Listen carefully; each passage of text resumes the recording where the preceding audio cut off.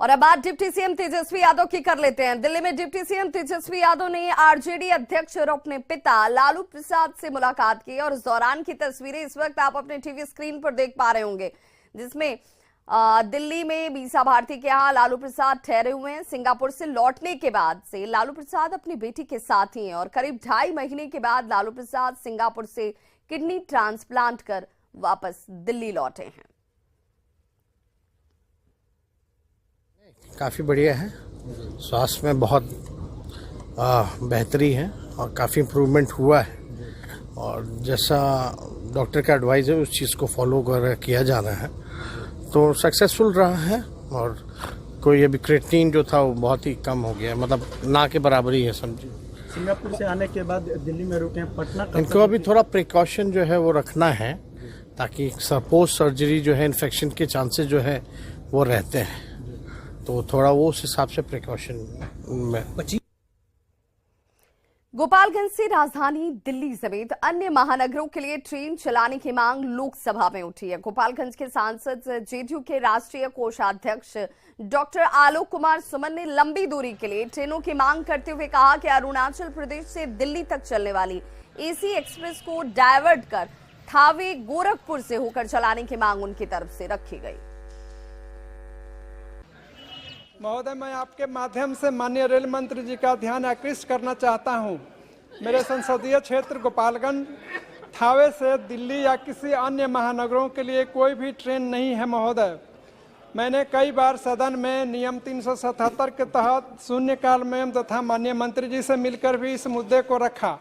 अतः महोदय, मैं आपके माध्यम से माननीय रेल मंत्री जी से आग्रह करता हूं कि गोपालगंज थावे से दिल्ली के लिए कोई सीधी ट्रेन जल्द से जल्द दी जाए या एक ट्रेन एसी एक्सप्रेस जो चलती है अरुणाचल प्रदेश से दिल्ली तक, उसको डाइवर्ट करके महोदय छपरा से गोपालगंज थावे गोरखपुर होते हुए दिल्ली तक लाई जाए ताकि हमारे क्षेत्र संसदीय क्षेत्र के भी लोगों को इसका फायदा मिले।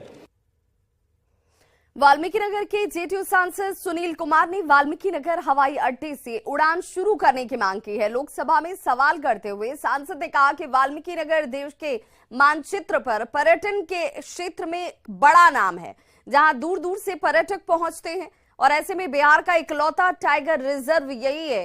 इस हवाई अड्डे से उड़ान शुरू करने की पहल जल्द से जल्द की जाए। तथा इस सभापति महोदय, मैं आपके माध्यम से सरकार का ध्यान वाल्मीकिनगर से हवाई सेवा शुरू करने के संबंध में आकृष्ट करना चाहता हूं। महोदय, मेरा लोकसभा क्षेत्र वाल्मीकिनगर भारत और नेपाल की सीमा पर अवस्थित जंगलों और नदियों से घिरा हुआ भूभाग है।